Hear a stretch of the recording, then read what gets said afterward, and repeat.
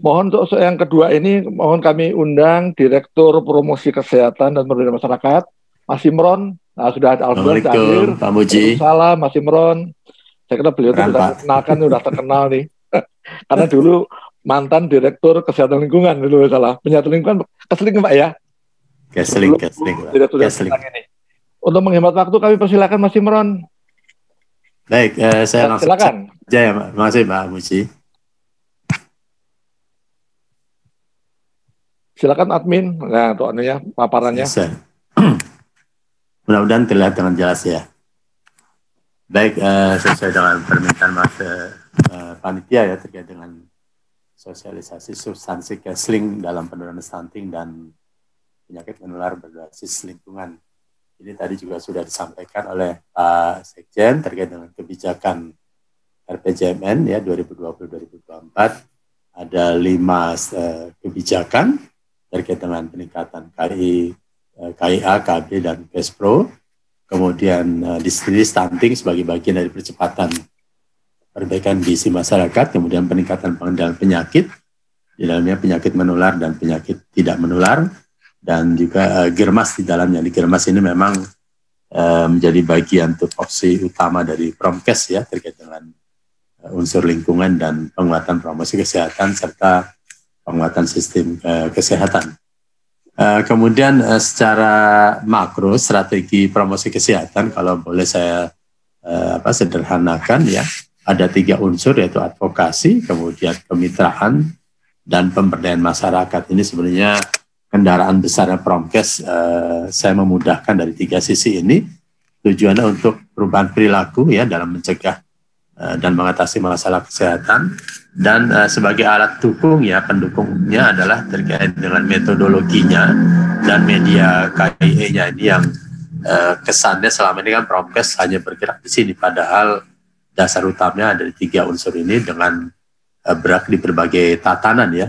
Secara umum hampir di semua tempat promosi kesehatan memang sangat dibutuhkan. Kemudian dalam Permenkes sendiri sudah disebutkan Permenkes 74 tahun 2015 tentang upaya peningkatan dan pengendalian penyakit ya, promosi kesehatan ada 5 unsur dari sisi pendekatan kebijakan publik, kemudian penciptaan lingkungan yang kondusif. Di sini juga bahasa Kesling ya, ada 3 unsur itu. Kemudian penguatan gerakan masyarakat, kemampuan individu, dan penataan kembali pelayanan kesehatan. Dan di sini lagi-lagi unsurnya adalah dasarnya 3 tadi, advokasi, kemitraan, dan pemberdayaan masyarakat. Ini tentunya sudah di luar kepala bagi teman-teman Kesling ya. Bagi saya juga, bagi teman-teman kesehatan, unsur faktor perilaku dan lingkungan ini sangat berperan besar dalam berbagai masalah kesehatan apapun ya, termasuk stunting dan pencegahan penyakit menular. Kemudian dikaitkan dengan promosi kesehatan dalam peningkatan kesehatan ya, dalam mempromot istilahnya untuk meningkatkan ya tadi pendekatannya dari unsur advokasi, kemudian pemberdayaan masyarakat, dan kemitraan. Ini tujuan besarnya memang bisa dilihat di sini, advokasi kepada siapa saja, kemudian memberdayakan masyarakat siapa saja, dan kemitraannya nanti dalam bentuk apa, termasuk juga peningkatan kesehatan lingkungan dalam germas tadi, kemudian juga penanggulangan penyakit ya, penyakit menular maupun tidak menular. Dan dukungannya tentunya selain SDM, anggaran, sarana prasarana, juga tadi metode dan media yang tepat. Kemudian dalam hal pencegahan stunting ini sudah dikenal cukup banyak ya, promosi kesehatan, apalagi sebelum pandemi COVID ya. Terkait dengan advokasinya tentunya di lapangan teman-teman promosi kesehatan memang kami selalu minta untuk bersinergi dengan semua jenis profesi di puskesmas ya, termasuk di lapangan dengan PKK dan sebagainya, dan di pendekatan di tingkat keluarga, tempat kerja, tempat umum, dan institusi pendidikan. Kalau memang stunting ini pendekatan ada yang spesifik dan ada yang sensitif. Kemudian dalam hal pencegahan penyakit, ya khususnya nanti penyakit menular yang diharapkan terkait dengan 3 unsur besar tadi, tentunya pemegang kebijakan, kemudian di tingkat individu dan masyarakat. Ini dari sisi pemberdayaan masyarakat juga saya rasa sangat berdekatan juga dengan teman-teman Kesling ya. Dan perubahan perilaku di dalamnya adalah terkait dengan pengendalian faktor risiko. Jadi saya rasa pendekatan faktor risiko lingkungan itu sangat penting. Jadi kami juga sekarang saat ini kami tidak sekedar faktor risiko penyakit, tapi lebih ke hulu seperti saat di kesehatan lingkungan. Jadi ada 6 unsur ya, udara, air, tanah, kemudian makanan, kemudian bangunan, serta vektor. Jadi kami juga saya rasa bisa lebih hulu lagi. Kemudian dari sisi contoh pengendalian penyakit menular di sini tentunya yang saat ini menjadi prioritas adalah penyakit tuberkulosis ya, selain yang stunting tadi tuberkulosis, kemudian nanti juga ada penyakit menular lainnya, misalkan demam berdarah yang berbasis lingkungan ya. Kami juga menerapkan pemahaman terkait dengan 3 unsur strategi di Kesling ya, dan ini bagi saya hal-hal positif selama saya menggali ilmu di Kesling ya. Yang pertama adalah enabling environment, jadi kebijakan yang kondusif, kemudian demand creation ya, menjadi suatu kebutuhan dasar, serta demand supply-nya. Jadi saat ini kami sebenarnya ada program komunikasi perubahan perilaku. Nanti saya sampaikan. Sekarang saya arahkan harusnya ini Promkes yang bisa membuat dasar dalam hal demand creation-nya untuk berbagai program kesehatan. Ini juga sama pendekatannya adalah pendekatan advokasi di tingkat Pemda ya, sampai ke tingkat desa, bahkan di tingkat terkecil. Kemudian siapa-siapa saja yang perlu dilakukan kemitraan ya, kemudian sebagai sasarannya tentunya adalah keluarga berbasis kerja, institusi pendidikan, dan pondok pesantren. Jadi saya rasa juga pendekatan kami dalam kerjasama tahun ini dengan pondok pesantren sebenarnya meneruskan apa yang sudah kita lakukan waktu di Kesling ya, terhadap pondok pesantren, kemudian juga dengan perguruan tinggi bersama-sama, dan juga tempat ibadah terkait dengan faktor risikonya, dan diharapkan nanti juga terkait dengan teman-teman pelayanan kesehatan di Puskesmas. Ini ada 5 pilar dari sisi pendekatan pencegahan stunting. Tentunya Promkes mendapat tugas ya di Kemenkes, yaitu kampanye nasional dan komunikasi perubahan perilaku, tadi KPP, atau juga menyebutkan dasarnya adalah komunikasi interpersonal. Ya, jadi pendekatan individu maupun pendekatan kelompok ya, yang kami sebut sebagai komunikasi perubahan perilaku. Di sini saya ingin menerapkan demand creation yang pernah dilakukan di Kesling atau pemicuan STBM. Tapi justru nanti kami membuat dasarnya, belajar dari teman-teman Kesling, pemicuan untuk seluruh program kesehatan, karena Promkes memang harus menaungi seluruh program kesehatan, apalagi yang strategis ya. Salah satu yang sudah ada di Kesling adalah pemicuan STBM. Nanti yang stunting juga kami mungkin juga melalui pendekatan komunikasi perubahan perilaku, kemudian berbagai penyakit-penyakit menular lainnya. Kemudian kita kenal dalam Inpres nomor 1 2017 tentang Germas sendiri, saat ini juga kami mengkompilasi sebenarnya, karena aktivitas fisik programnya ada di kesehatan kerja olahraga, kemudian terkait dengan pangan sehat dan perbaikan gizi, ini ada di Direktorat Gizi, ini ada di Kesling tentunya, selain lintas sektor ya, tentunya semua ada di lintas sektor juga, pencegahan deteksi dini penyakit dan edukasi. Di sini mungkin kesannya hanya Promkes, padahal kami juga akan melibatkan seluruh program kesehatan yang mempunyai program edukasi terhadap programnya. Jadi kita akan mengkompilasi bersama-sama, salah satunya dalam membuat kegiatan Germas di Kementerian Kesehatan yang bersama Badan Litbangkes dan berbagai lintas program di sini. Kemudian sebagai ujung tombak yang kami saat ini harus kami revitalisasi dan juga akan mengaktifkan yang pernah bagus tapi kemudian mungkin agak kendor ya kesannya, itu terkait dengan posyandu aktif ya. Sekarang bersama PKK, Kemendagri, kemudian selain juga pencegahan stunting dan gerakan masyarakat hidup sehat.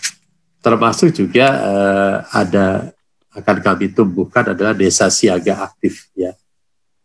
Yang sebelumnya mungkin monitoring dan sebagainya tidak terdengar lagi ya masalah desa siaga aktif, tapi menurut saya ini sangat strategis dan berbagai lintas program termasuk juga kesehatan lingkungan berada di dalamnya.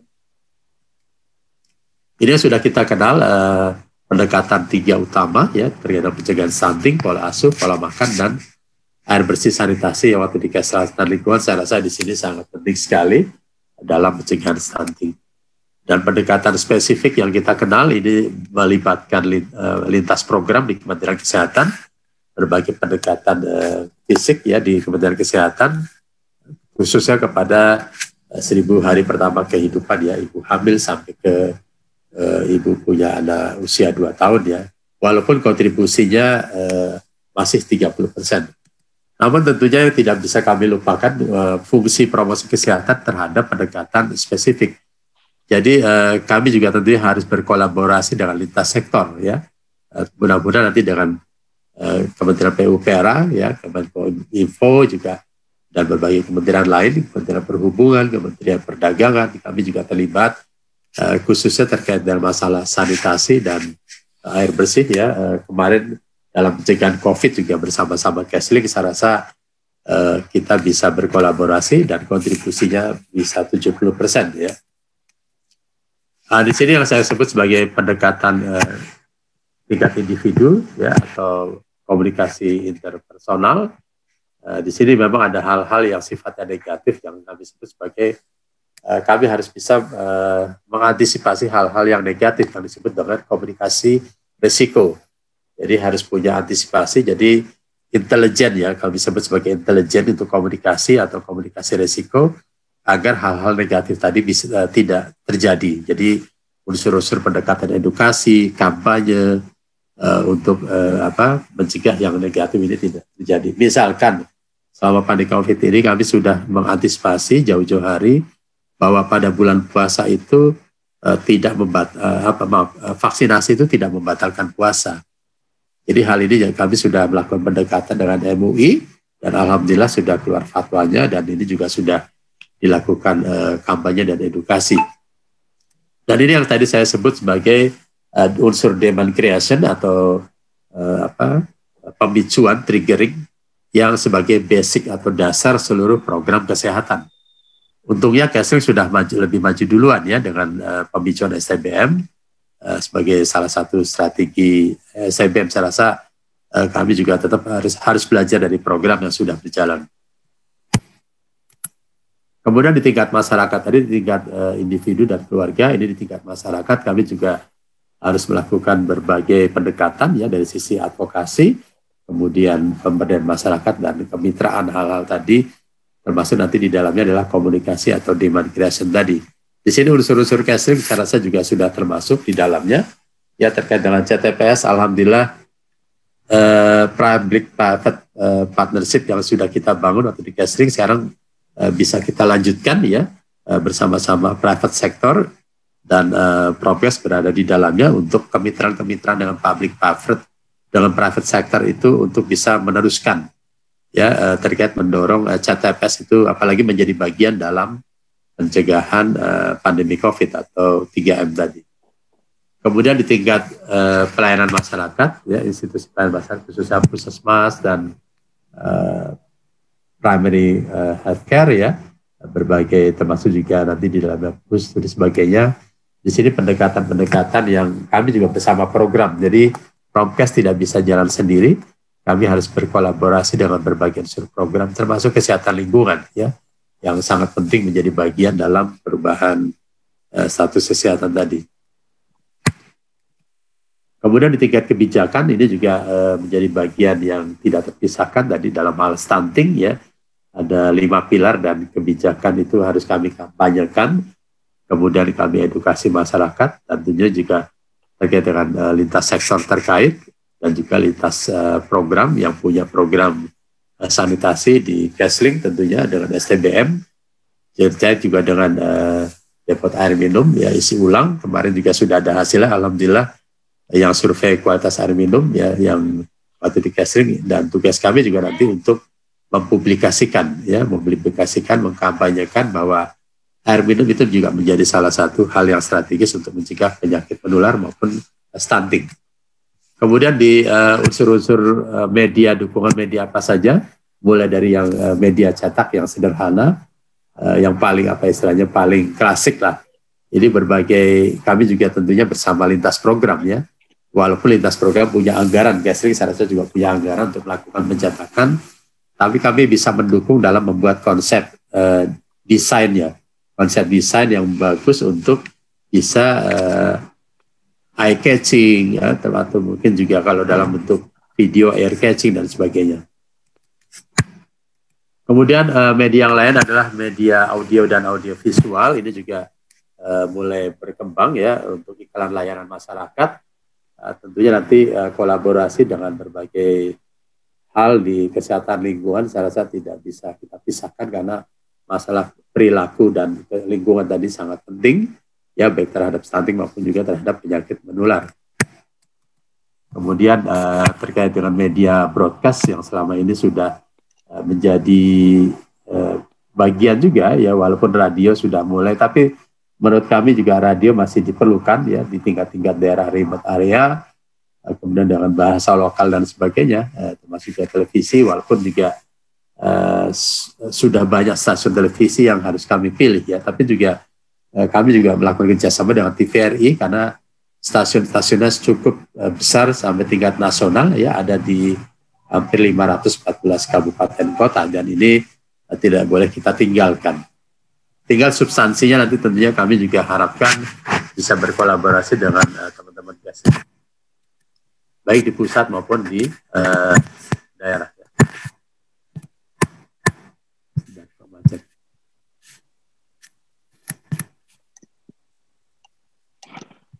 Waktunya tinggal 4 menit, Mas Imron. Oke, ini macet. Kenapa macet itu ya?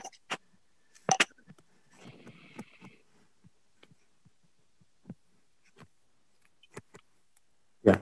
Kemudian ya, media yang lain adalah media digital yang sekarang sudah banyak digunakan oleh usia-usia muda, milenial. Ini juga hal yang sangat penting yang bisa kita sebarkan. Kemudian untuk kelompok prioritas ada kelompok primer ya, tadi yang 1000 HPK, kemudian juga ada kelompok sekunder, termasuk juga ini usia-usia remaja ya, usia lebih dini, juga kelompok-kelompok pengajian dan sebagainya, baik dari sisi stunting maupun terhadap penyakit menular. Dan kelompok tersier tentunya adalah pengambil kebijakan maupun pelaksana kebijakan, ya, termasuk juga teman-teman di pelayanan kesehatan harus kita lakukan pendekatan advokasi, pemberdayaan, serta kemitraan. Ini rencana matriks kami dalam rencana aksi komunikasi dari 3 unsur tadi, kelompok sasarannya siapa saja, kemudian dengan saluran komunikasi apa saja, bentuk kegiatan, serta materi komunikasi yang tentunya nanti bersama-sama apakah nanti stunting yang cukup luas ya, substansinya maupun juga termasuk penyakit menular. Dan ini beberapa media yang sudah kami hasilkan ya sebelum pandemi COVID terkait dengan stunting, kemudian juga beberapa penyakit menular. Sebagai contoh-contoh saja, ini sebagai flyer, tapi juga kami siapkan sebelumnya sudah ada video, kemudian yang dilakukan secara media sosial. Jadi beberapa hal saya rasa ini bisa kita lanjutkan dalam kolaborasi bersama kesehatan lingkungan. Dan saya pribadi mengucapkan selamat ulang tahun kepada Hakri yang ke-66. Mudah-mudahan Hakri sukses selalu dan bisa memberi manfaat kepada masyarakat Indonesia. Terima kasih. Assalamualaikum warahmatullahi wabarakatuh. Waalaikumsalam. Terima kasih Mas Imron. Terima kasih Bu Marcelina. Ternyata betul bahwa dua materi ini nyambung satu dengan yang lain. Memang kelihatannya tidak bisa dipisahkan jauh-jauh, tapi ada link antara semuanya dengan program-program Gasling ada di Kementerian Kesehatan.